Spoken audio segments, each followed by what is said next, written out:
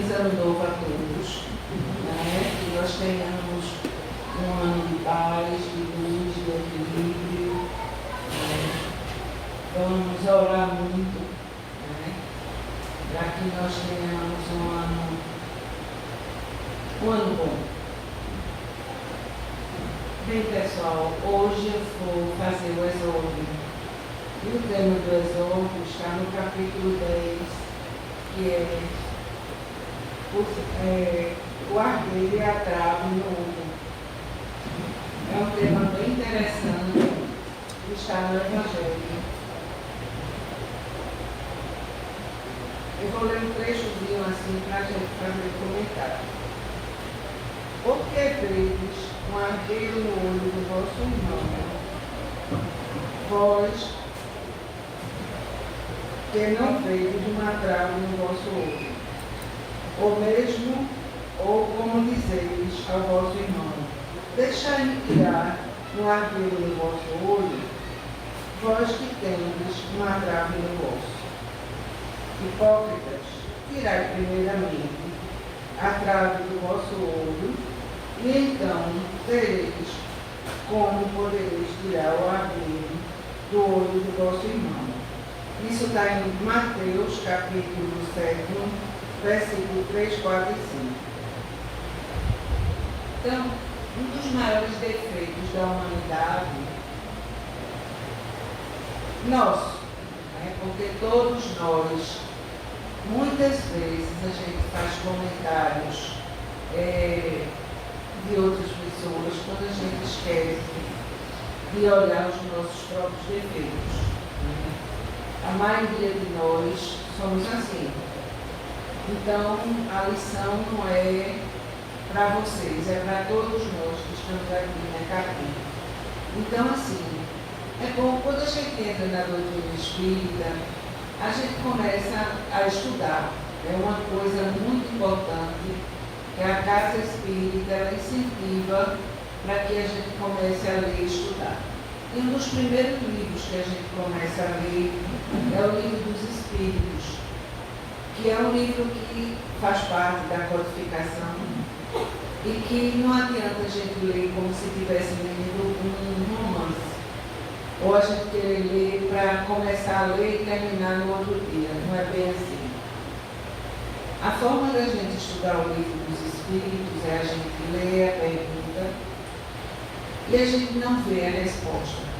A gente começar a idealizar que resposta nós daríamos para aquela pergunta. E aí é bom a gente anotar. E depois a gente vai ler a resposta que está no Livro dos Espíritos. E aí é como a gente vai ver como muitas vezes a gente está enganado. A gente pensa de uma forma e quando a gente vê está tão clara a resposta no Livro dos Espíritos. E essa forma que eu estou dizendo a vocês, que é uma forma da gente estudar, isso eu aprendi quando eu estava fazendo o ESD lá nos anos 90, lá no GEFA. E aí a gente aprendeu dessa forma, que é uma forma da gente aprender e não decorar, é aprender. Então a mesma coisa é o Evangelho. Não adianta a gente também ler o Evangelho para querer acabar no outro dia. Normalmente, quando eu vou fazer o Evangelho lá, eu abro aleatoriamente. Por quê? Porque muitas vezes a lição que cai para a gente é a lição que a gente está precisando ouvir naquele dia. Então, o Evangelho, toda a codificação, ela está baseada nos ensinamentos de Jesus. E tem exemplo melhor do que esse, do que a gente aprender a não ver o ardeiro no olho dos outros, primeiro a gente tirar a nossa trave, né? Então, como é que a gente vai aprender isso? Estudando. Porque muitas vezes, aí quando a gente entra na casa espírita, a gente começa a se fiscalizar. A gente começa a se auto-censurar em certas coisas. Antigamente, eu estava no trânsito, se alguém me desse no tranca, eu era capaz de sair atrás e querer brigar com a pessoa. Depois que você vai estudando a doutrina, você aprende que não se faz isso.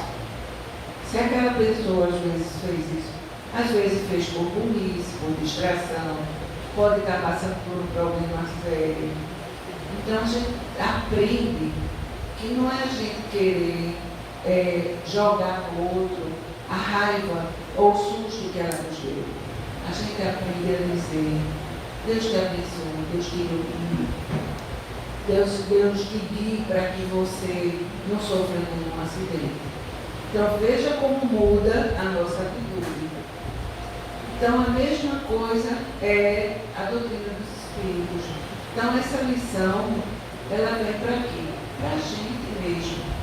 Então na hora que a gente começa a ler o Evangelho, estudar e comentar para nós mesmos, então aquilo é uma lição que ela fica interiorizada dentro de cada um de nós.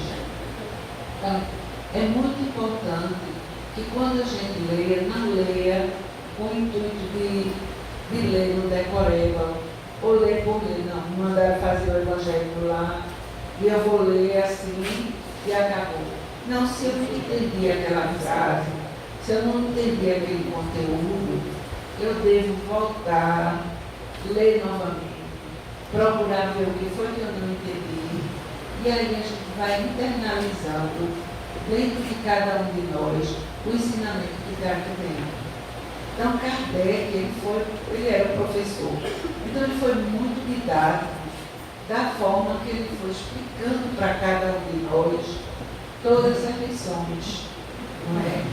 Por que é que ele diz, Jesus, né, quem passa essa lição para a gente, que dá em Mateus, dizendo para a gente primeiro olhar para a gente, para poder a gente criticar o próximo.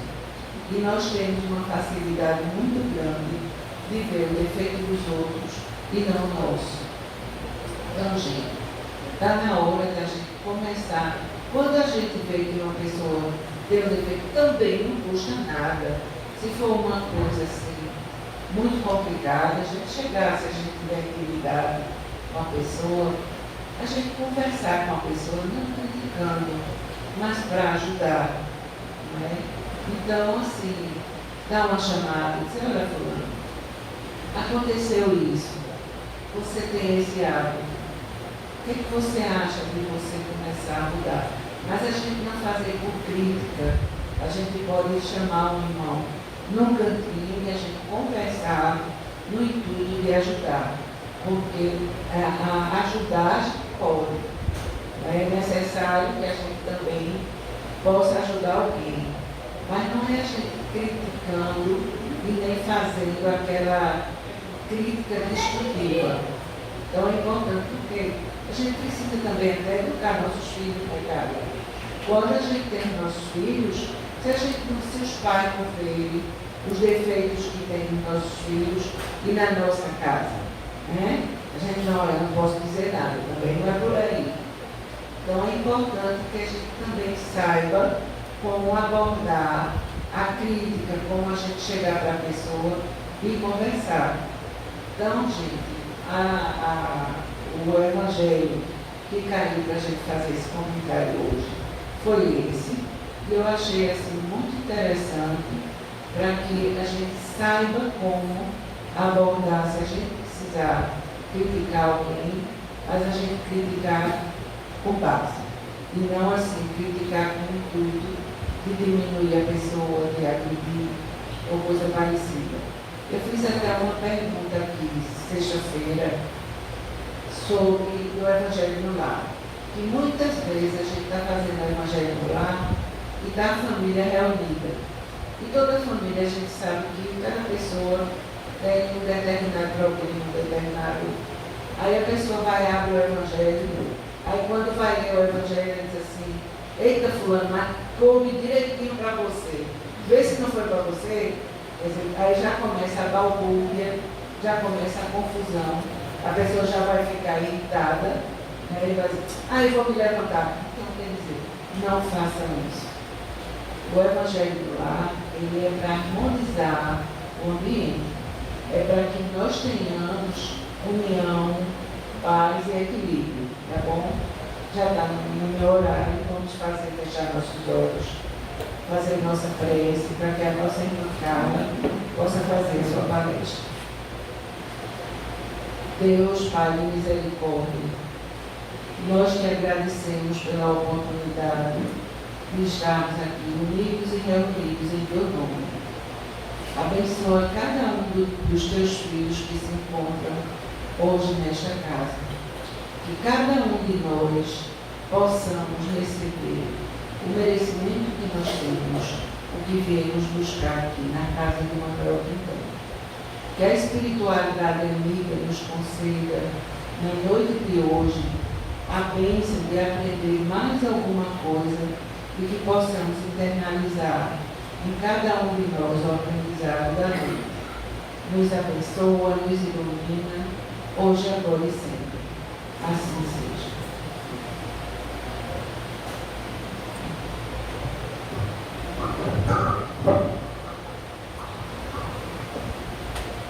Muito boa noite a todos.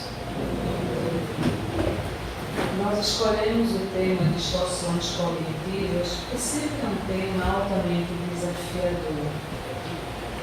Eu peço todos os dias a Deus discernimento para aprender a distinguir o que convém e o que não convém. Aprender a distinguir a ilusão da realidade. Nós somos fascinados pela ilusão. A ilusão nos domina profundamente a mente. Temos que ter cuidado com o poder de fascinação da própria ilusão. O ser humano é muito mais emoção do que razão. E as emoções impactam o ser humano muito mais do que eles gostariam de ser impactados. Normalmente o nosso olhar sobre a realidade passa pelo viés da subjetividade. E a subjetividade é um conjunto de crenças, valores, visão de mundo, de trajetória de vida, experiências que você vivenciou ao longo dessa trajetória. Então, a forma do nosso olhar sobre os acontecimentos tem o viés da subjetividade. Tudo que diz respeito à subjetividade não é uma ciência matemática. 2 mais 2 são 4. A subjetividade, ela é questionável. É o esforço que você faz para se aproximar da leitura da realidade. Então, esse esforço que você realiza, intelectual, racional, para interpretar os fatos, passa pelo viés da sua trajetória de vida. Então, um conjunto de pensamentos, de ideias, de sentimentos, experiências vivenciadas ao longo da vida vão se traduzir no impacto direto da sua interpretação dos fatos. Por isso que muitas vezes nós não compreendemos os acontecimentos, porque eles ocorrem e a nossa incapacidade de interpretação desses mesmos acontecimentos interferem na nossa visão de mundo. Então eu compreendo um fato sob o meu prisma. Minha compreensão do fato não traduz o fato fidedignamente. Por isso que se diz que não é uma ciência matemática.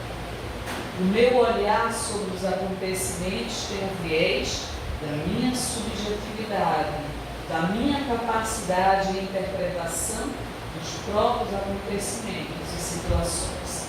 Vejam quanto que é complexo o nível de entendimento e compreensão dos acontecimentos que nós vivenciamos ao longo da vida. Então, o mesmo fato, o mesmo acontecimento pode ter N interpretações, a depender do viés de quem interpreta, a depender do olhar de quem olha, observa. Então, a capacidade de observar os fatos com a clareza e nitidez que os fatos precisam ser analisados não é para qualquer um.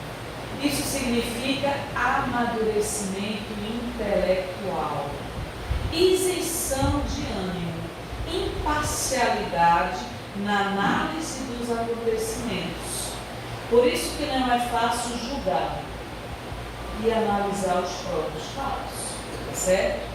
Então nós trouxemos aqui alguns conceitos que tem tudo a ver com o tema da noite de hoje, que se chama distorções cognitivas. E eu convido vocês a mergulharem nesse estudo, ok? De antemão eu quero dizer que a nossa mente, normalmente, ela é indisciplinada. Eu posso estar sentado aqui ou sentada aqui, minha mente está ali a luz. Para que eu possa absorver o conceito que está sendo dado, explicado na reunião, isso vai exigir de mim um esforço intelectual da presença aqui e agora. Se eu estiver presente mentalmente, eu conseguirei acompanhar o desenvolvimento do raciocínio, porque o foco da minha atenção está centralizado no tema que está sendo dado.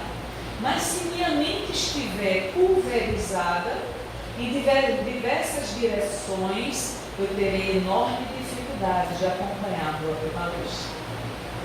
Então vejam, as distorções cognitivas são formas distorcidas que as pessoas têm de interpretar determinadas situações, acontecimentos do dia a dia, com consequências negativas para a sua vida, causando sofrimento desnecessário.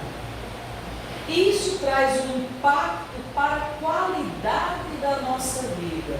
O meu olhar sobre o acontecimento impactará no bem-estar ou mal-estar que possa ser decorrente desse próprio caso. Veja o poder do pensamento quando eu analiso, quando eu observo, quando eu interpreto um acontecimento, aquilo vai gerar um impacto na minha subjetividade, no meu sistema afetivo, que são as minhas emoções. Então, o meu pensamento está impactando diretamente a minha capacidade de sentir. Isso é um fato concreto, que a ciência nos explica.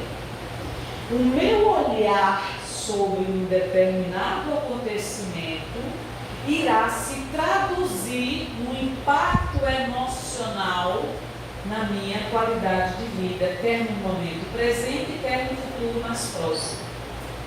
Então, a depender do meu olhar, a consequência desse olhar se traduzirá no impacto de sofrimento desnecessário. Vejam o quanto que a nossa limitação mental nos aprisiona mentalmente. Eu posso interpretar uma determinada pessoa como sendo um alvo de erros. Essa pessoa é pecadora. Essa pessoa não é digna de confiança. Essa pessoa não merece a minha amizade. Esse meu olhar sobre esta pessoa, definindo-a, e olhe que eu não conheço-a em profundidade para defini-la, mas eu já enquadro a pessoa no meu próprio diagnóstico. Esse diagnóstico fará com que minhas emoções em relação a ela sejam consequência da minha interpretação sobre ela. Eu interpreto, por exemplo, Conceição como uma pessoa, no meu caso, não é César, mas é uma pessoa que eu não confio. Então, o meu olhar sobre ela já está estereotipando-a. Isso é muito grave. Porque o meu conceito sobre ela não define em profundidade quem é ela. Esse é o meu esforço, é a minha tentativa de descrever quem é essa pessoa, certo? Então, a maioria dos nossos pensamentos e sentimentos negativos podem ser distorções cognitivas. Eu estou olhando essa pessoa e simplesmente decifro-a no meu ponto de vista. O meu olhar sobre ela não define quem é ela. Veja como é interessante isso. A minha interpretação sobre alguém ou sobre um fato não define exatamente, claramente, objetivamente essa pessoa ou esse fato. É uma tentativa de interpretação. Ok? Tudo bem até aí? Então, distorções cognitivas podem ser caracterizadas como maneiras que a nossa mente encontra para convencer-nos de que algo nunca está bem. Então, na minha tentativa de interpretar os fatos, eu me convenço da minha própria interpretação desses fatos. Então, há de se perguntar, você tem flexibilidade, maleabilidade para olhar o fato sob um outro prisma ou não? A minha rigidez intelectual fará com que sempre a minha interpretação seja correta, mesmo que ela não seja correta. Porque isso é rigidez intelectual. Uma pessoa rígida emocionalmente, intelectualmente, ela classifica tudo e todos sob o seu olhar, sob o seu prisma. Então, se eu não tenho maleabilidade para enxergar um outro ponto de vista que não seja exclusivamente o meu, eu me classifico na rigidez intelectual e emocional. E essa rigidez intelectual e emocional vai gerar conflitos. Conflitos na minha relação, na minha interação, na minha forma de conviver com as demais pessoas. Então, há de se perguntar, eu me tornei um adulto rígido, intelectualmente, emocionalmente, eu sou uma pessoa intratável, uma pessoa que classifica tudo e a todos, a qualquer hora e a qualquer momento. Se eu me enquadro nessa rigidez emocional e afetiva, eu serei uma pessoa de difícil convivência. E essa rigidez me levará a sofrimentos nas relações interpessoais e interprofissionais. Então, essas distorções fazem com que, muitas vezes, nós utilizemos nossos pensamentos para reforçar algum acontecimento ou emoção. Então, eu interpreto este fato, este acontecimento ou esta situação para justificar a minha própria interpretação. Então, pode ser considerado uma distorção cognitiva.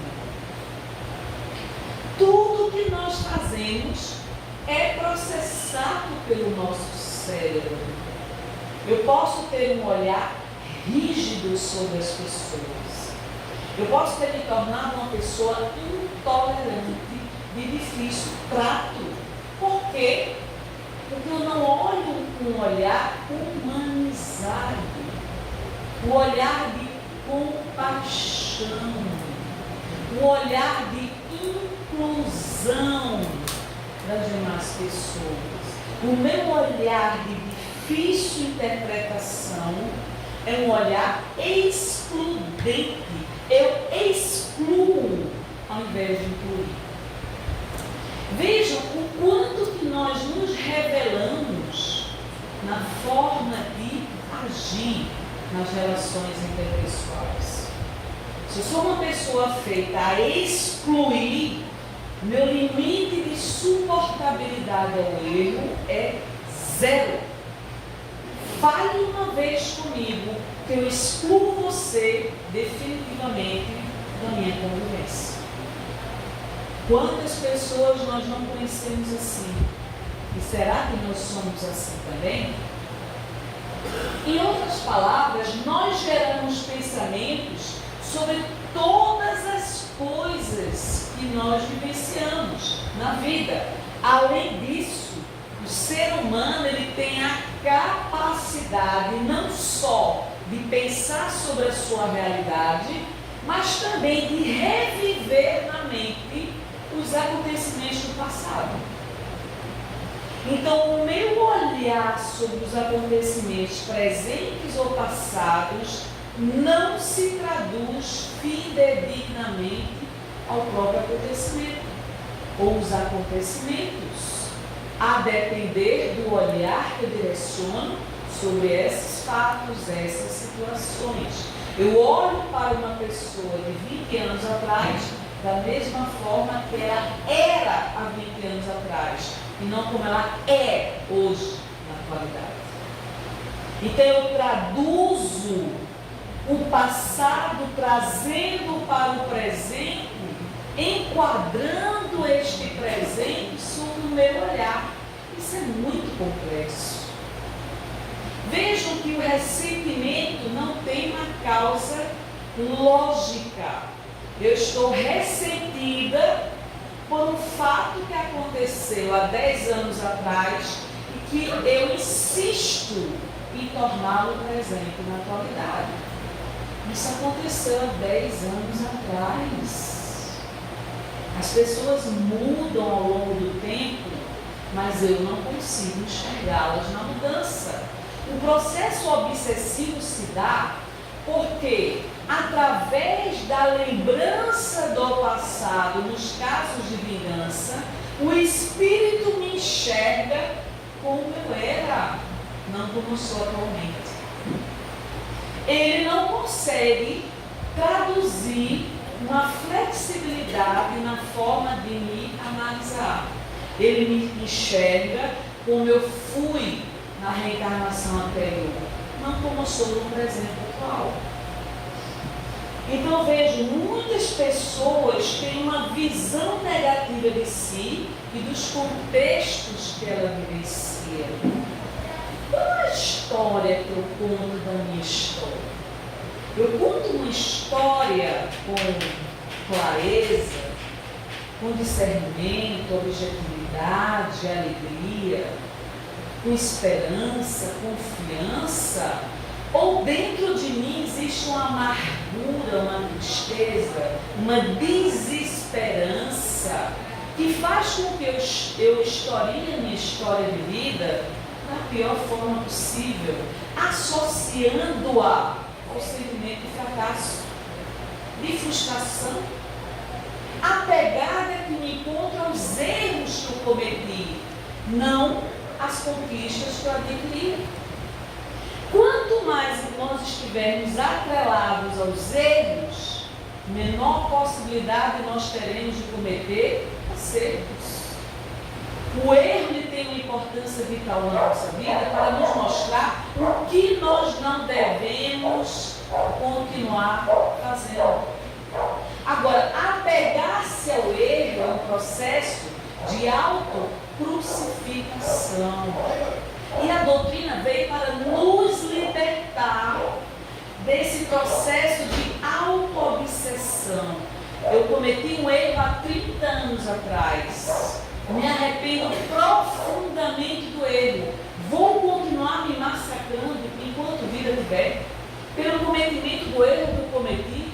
Não. O que Cristo disse à mulher adúltera? Não voltes a pecar. Pessoas adultas, traidoras, poderíamos englobar a humanidade inteira, todas as vezes que nós contrariamos a vontade do Cristo Deus. Então eu não tenho que me martirizar, me punir pelos erros do passado, mas aprender com eles, para não voltar a cometer os mesmos erros. Certo? Arrojamos de nós a energia atuante do próprio pensamento, estabelecendo em torno da nossa individualidade um ambiente psíquico que nos é particular. Todos nós aqui temos nosso ambiente psíquico. Será que o meu ambiente psíquico é um ambiente salutar, agradável, de paz, de equilíbrio, de coerência interna? Ou será que meu ambiente psíquico é um ambiente tumultuado, repleto de contradições entre o que eu penso, o que eu falo, como eu ajo e o que eu sinto.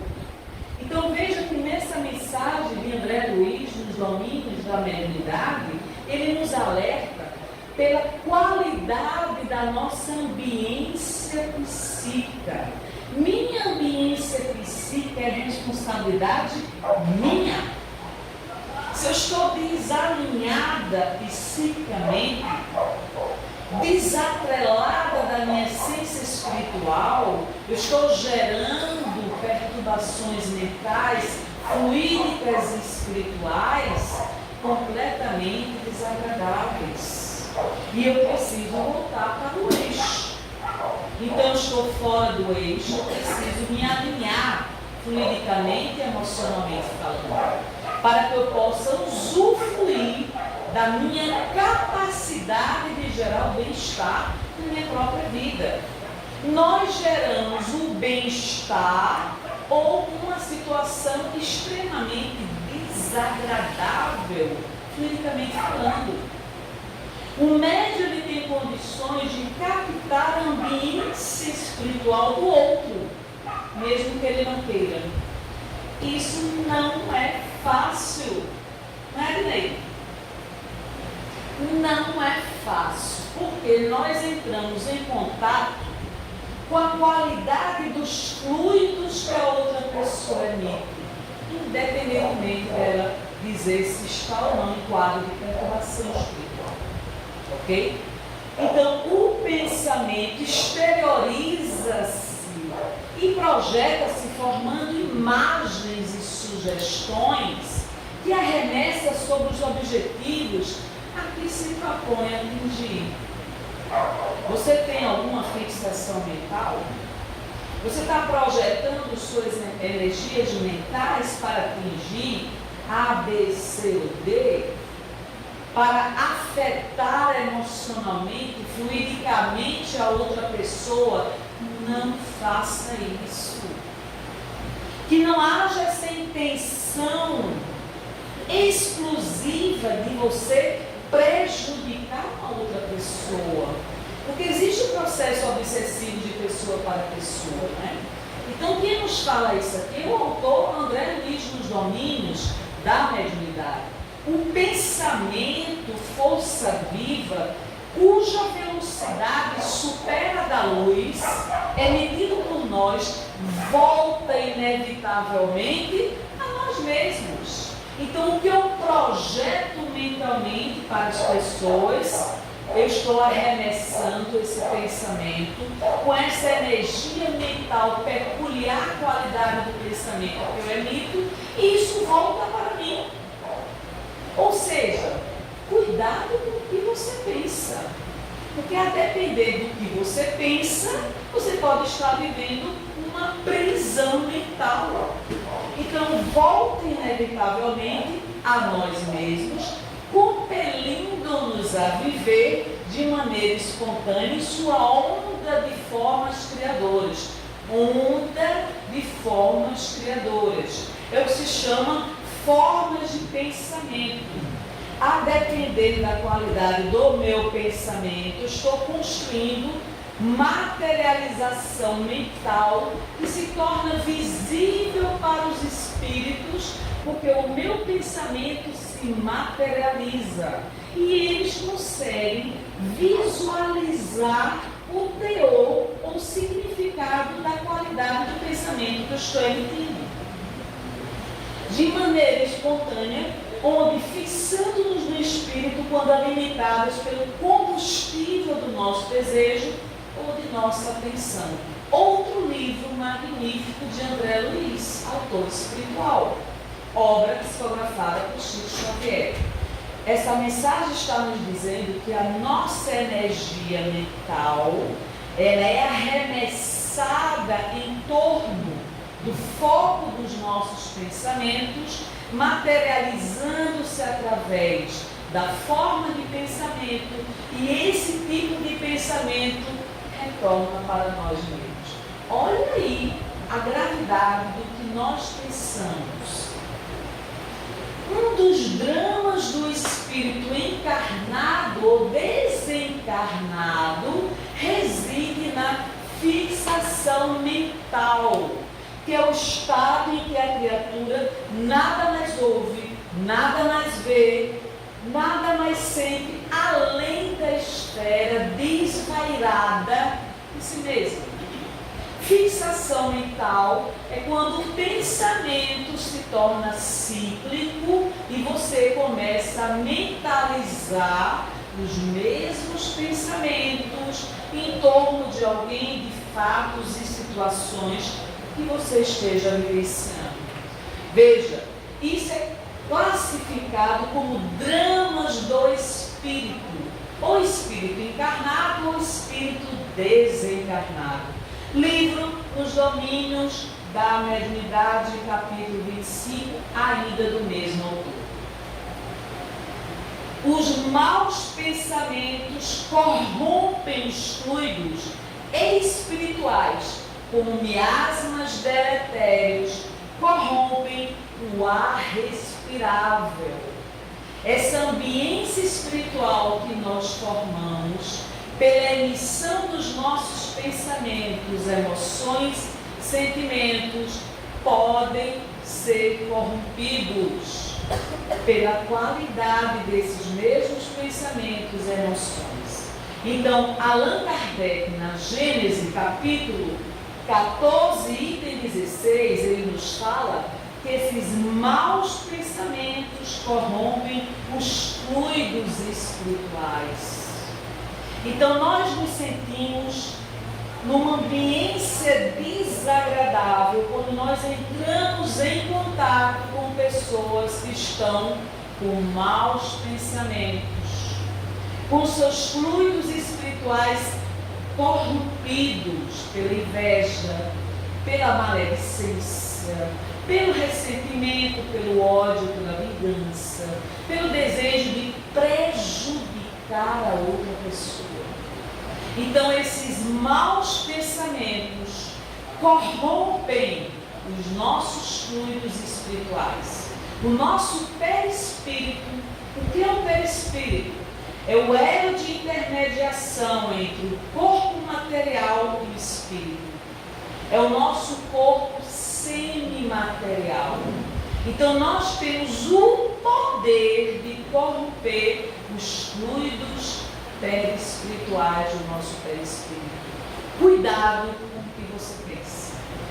A depender do que você pensa, você afetará a sua saúde espiritual e perispiritual, desenvolvendo o adoecimento orgânico pela insuportabilidade do corpo de aguentar a qualidade das emanações fluídicas que você emite diariamente, assiduamente.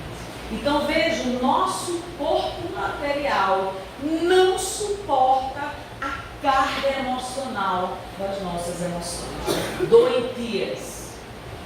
Cuide da sua mente quando você toma banho todos os dias. Faça asepsia mental. Veja, nós não deveríamos malbaratar nossas energias psíquicas. Nossa energia mental não é infinita.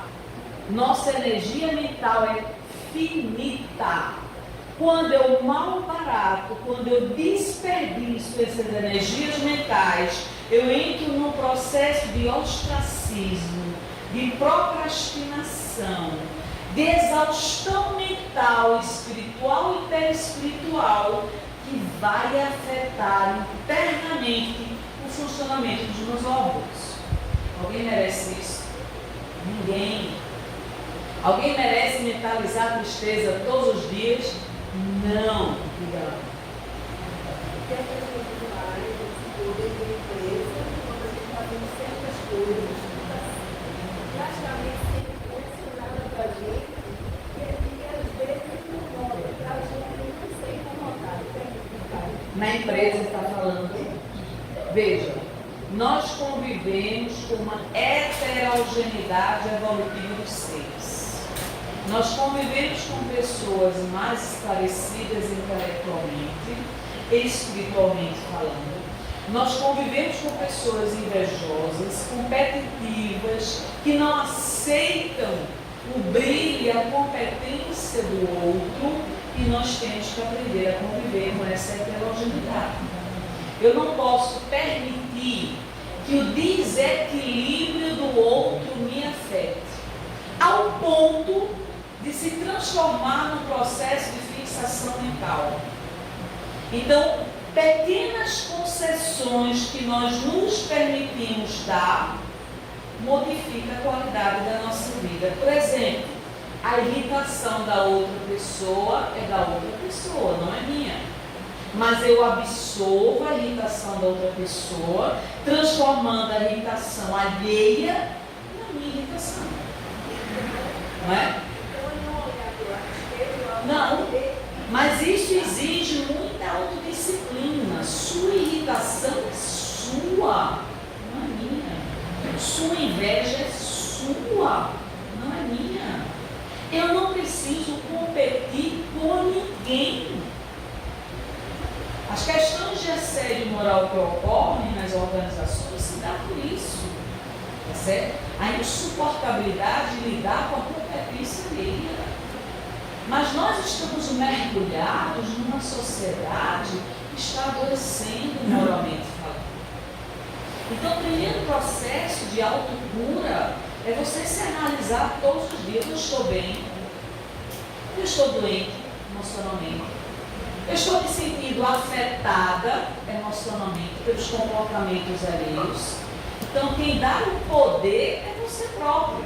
Isso aí mereceria outra palestra, tá certo?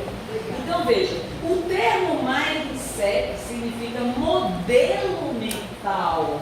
Esse modelo mental é a maneira como a pessoa pensa. Então, ele é formado por ideias, por crenças, por valores, responsáveis pelo nosso modelo mental. Se no meu modelo mental a minha crença que o ser humano é desonesto, eu vou enquadrar e generalizar que toda a sociedade é desonesta. Porque meu modelo mental foi construído dessa forma. Tá certo? Qual é o meu modelo mental?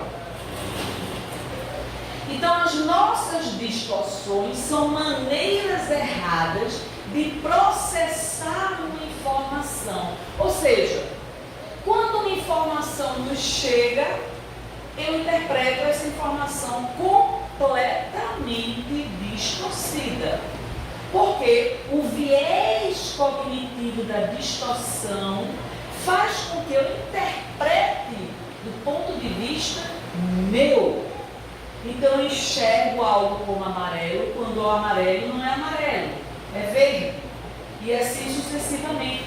Então, quais são as principais distorções cognitivas? Pessoal, esse não é um tema fácil de se falar, tá certo? Mas estão vendo a importância desse tema? É um tema que a neurociência estuda. E nós temos que andar de mãos dadas com a ciência, não é? Então veja, personalização. Na personalização, eu absolvo a interpretação, a crença de que eu sou responsável 100% por todos os acontecimentos.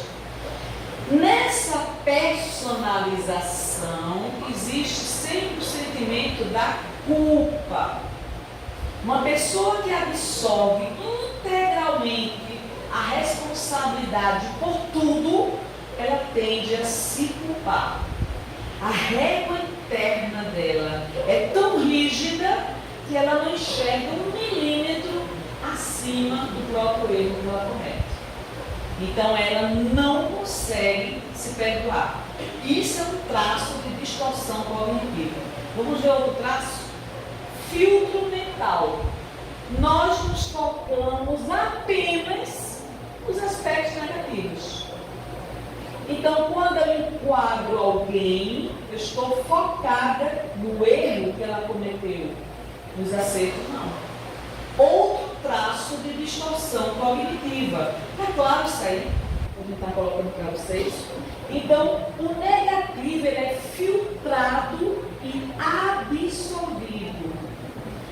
enxergo 1 milímetro além do erro que a pessoa cometeu. A pessoa pode ter cometido 99% de acerto, eu estou em 1% do erro que ela cometeu. E defino ela como 100% errada. Veja, distorção cognitiva, ok? Então, eu não enxergo a positividade da pessoa. Outro traço de distorção cognitiva se chama maximização e minimização. Essa distorção, eu maximizo os meus erros e acertos dos outros e minimizo os meus acertos. Vou repetir, não é fácil entender isso não. Eu estou maximizando os meus erros e estou tendo um olhar de acertos sobre os outros, mas os meus acertos não. É aquela tendência que nós temos de supervalorizarmos o outro e desvalorizarmos a nós mesmos. Outro traço de distorção cognitiva. Pensamento dicotômico. Então, pensamento dicotômico é aquele em que eu sou rígida, inflexível, 2 mais 2 são 4, preto é preto, branco é branco, não existe uma intermediação. Então, nesse pensamento dicotômico, meu nível de rigidez faz com que eu possa ser analisada do ponto de vista da distorção cognitiva. Ok? Até aí tudo bem?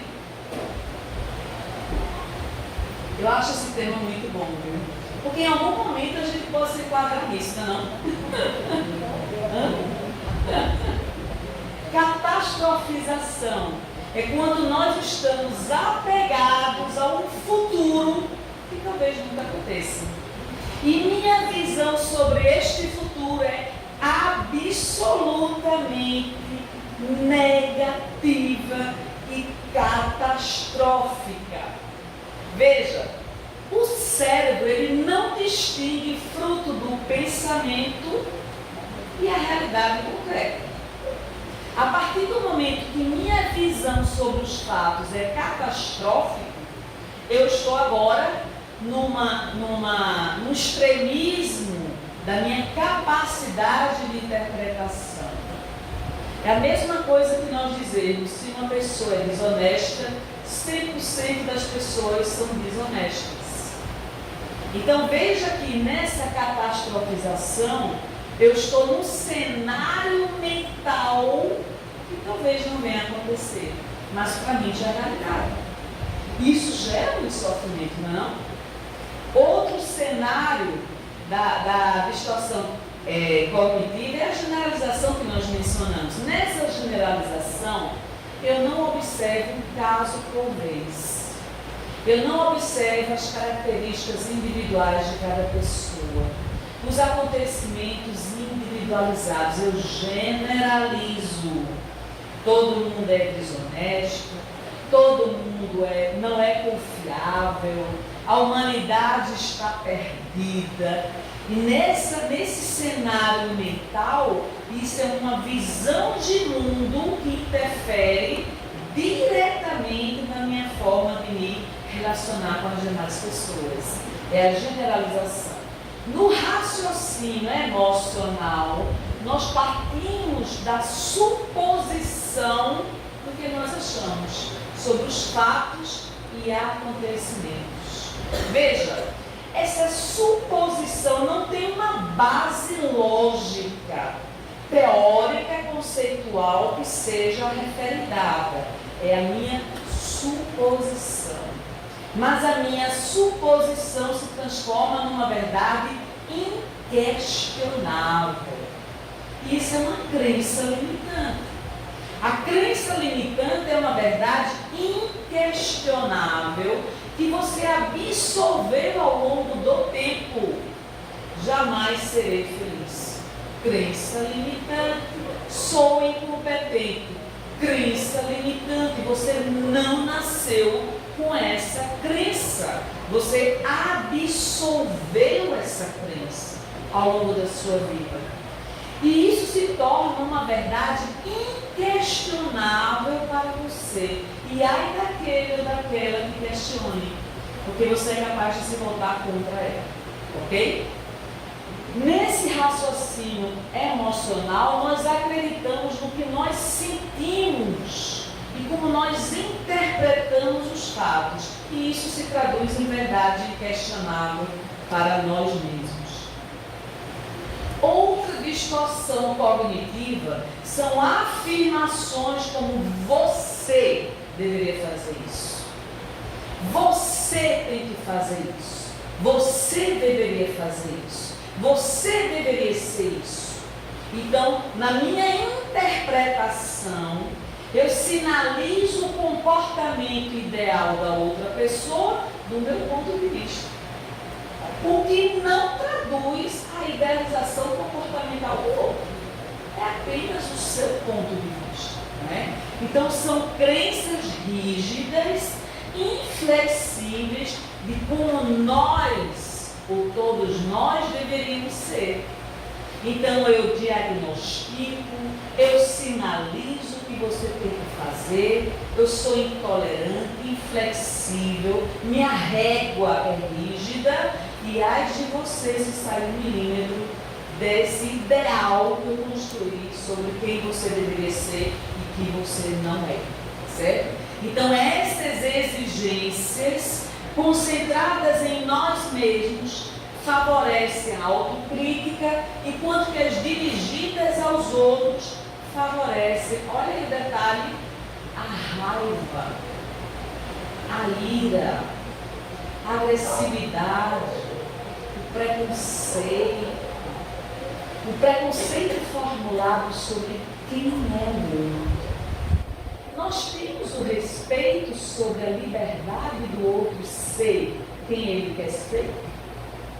Nós respeitamos cada pessoa como ela é. Eu não posso chegar para uma pessoa e obrigar esta pessoa a ser quem ela não quer ser. Mas eu não aceito ela como ela é. O problema não é ela, sou eu. Eu que não tenho flexibilidade para aceitá-la como ela é. Então, essa régua rígida de quem você deveria ser e você não é, me gera uma insuportabilidade de convivência diária. Eu não aceito quem você é. Eu não aceito como você age, como você se comporta. Então, a minha inaceitação de quem você é gera uma distância emocional e afetiva muito grande. Leitura da mente. Na leitura da mente, nós afirmamos determinadas suposições que nós acreditamos serem certas, mesmo que não haja nenhuma evidência que comprove essa suposição. Mas para mim é uma régua. Matemática, 2 mais 2 são 4. Eu suponho que isso vai acontecer e isso é uma evidência que caracteriza um determinado fato. Mera suposição, que não tem sustentabilidade técnica nenhuma, nem conceitual. Tá certo? Tudo bem até aí? Predição do futuro. Na predição do futuro, eu estou mais para o futuro do que para o presente. Eu não consigo viver o presente. Minha mente está voltada exclusivamente para o próprio futuro. E nesse cenário mental que eu idealizo sobre o futuro, isso aqui é um campo aberto para o desenvolvimento do transtorno mental da angústia e da ansiedade. O que é ansiedade? Excesso de futuro. O que é depressão? Excesso do passado. Toda linha que resvala para os excessos gera desequilíbrio. Nem eu posso estar no passado e nem eu devo estar exclusivamente no futuro. Eu preciso aprender a viver o momento atual.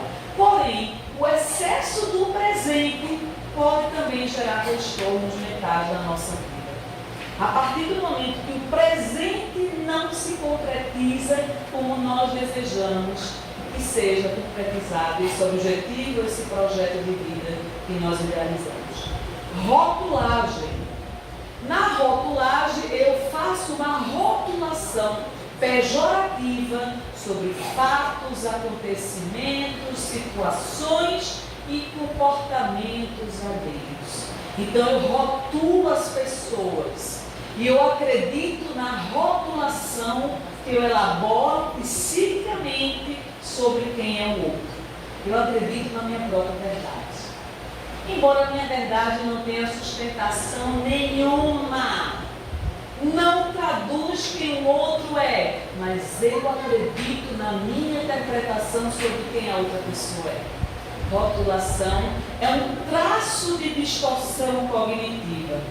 Veja, quantas vezes nós, por um erro, nós dizemos assim: eu sou inútil, errei, sou inútil, sou incompetente, não tenho competência. Eu não tenho esse pensamento mais flexível. Cometi um erro, mas não vou repetir esse erro. É aquela história da cozinheira que fez um bolo. 9 pessoas elogiarem, uma criticou.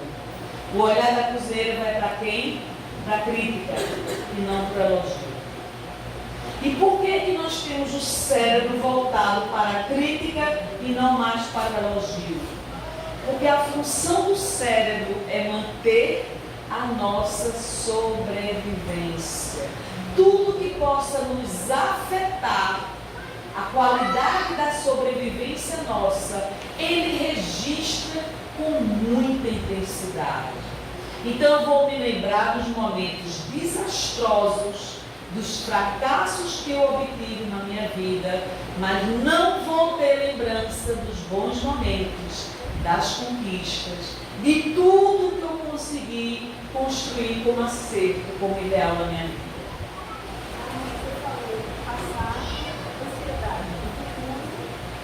Futuro passado é depressão, futuro é ansiedade, tá certo? Então veja, cuidado com isso. Nós temos que ter um olhar de compaixão para nós mesmos. Eu não só cometo erros, eu cometo acertos também. Será que eu só tenho erros na minha vida? Será que nós só temos erros na nossa vida? Claro que não. Se olhe amorosamente. Tenha um olhar de inclusão sobre você.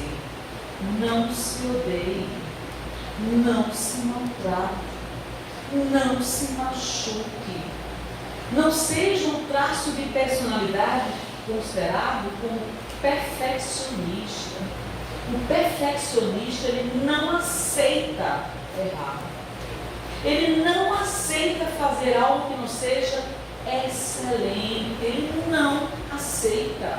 A estrutura emocional dele é toda voltada para a excelência. Então ele é rígido com ele próprio.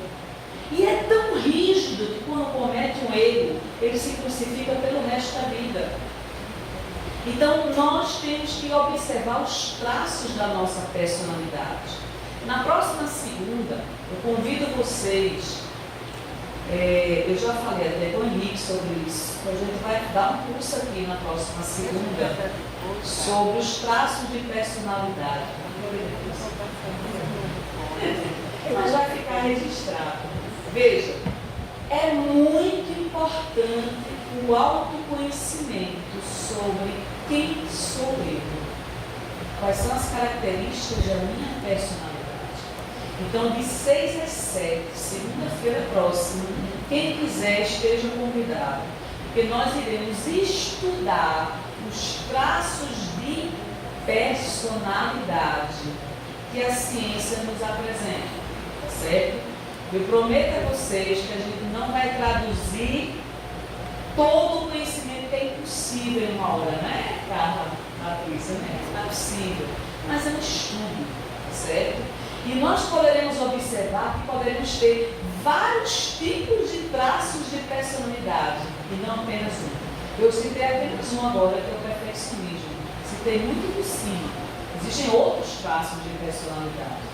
E eu me enquadrei vários. me enquadrei em vários. Então, veja. Então, na rotulagem, a gente rotula tudo e a todos, tá certo? Atribuição de culpa. Então, eu estou me culpabilizando, eu culpabilizo os outros pelo que eu sinto, pelo resultado da minha vida. O mundo me deve, você é responsável por tudo que aconteceu na minha vida. Então, isso é um traço de distorção cognitiva. E comparações injustas também. Estou sempre me comparando às demais pessoas. Não aceito ser comparada por menos. Tenho que estar sempre por cima.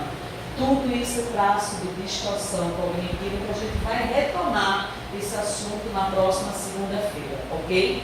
Eu sei que a hora já é chegada, não é possível falar mais. Veja, esse tema é um tema muito profundo, mas muito interessante. Porque como a gente se enxerga em vários momentos da nossa vida com essa régua interna rígida que nós temos.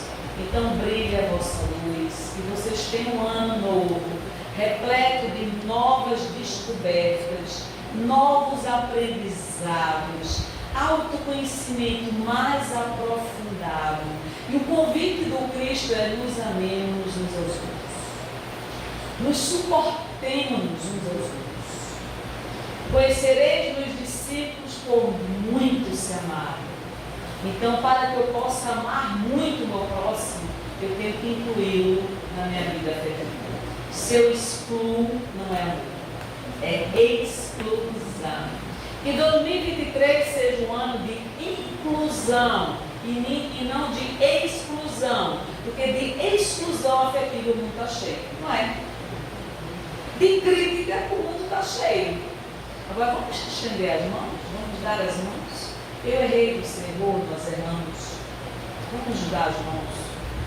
Vamos ser mais tolerantes uns com os outros. No final das contas, o que nós mais precisamos, eu vou dizer a vocês, é de afeto, compaixão, misericórdia. Ninguém aqui é anjo. O exemplo é só o Cristo Deus. Nós somos seres humanos falíveis, sujeitos a erros diariamente, oscilações emocionais o tempo todo. Então, brilha a vossa luz, são palavras poderosíssimas de Deus. Quanto mais eu me compreendo, melhor me gerencio, melhor me administro, porque eu estou entrando em contato com o meu lado sombra. Esse lado que não é perfectível, esse lado que não é admirável, esse lado que é indesejável, que todos nós temos.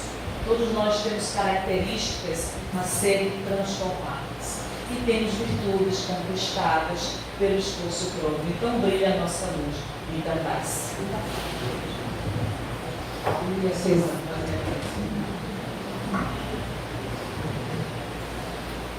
Levante a mão. Quem esperar dessa aula de hoje? Aula de comportamento psicológico, passando para o principal. Quer passar mais uma luz ou não? Mas vamos agradecer a Jesus. Então, por estarmos aqui. Mais um ano que nos foi dado, encarnados, para que possamos nos melhorar. Que um dia havemos de voltar. Ninguém sabe o momento, ninguém sabe quando. Então, concilia que com teu filho nós faz a caminho. É uma forma que Cristo disse.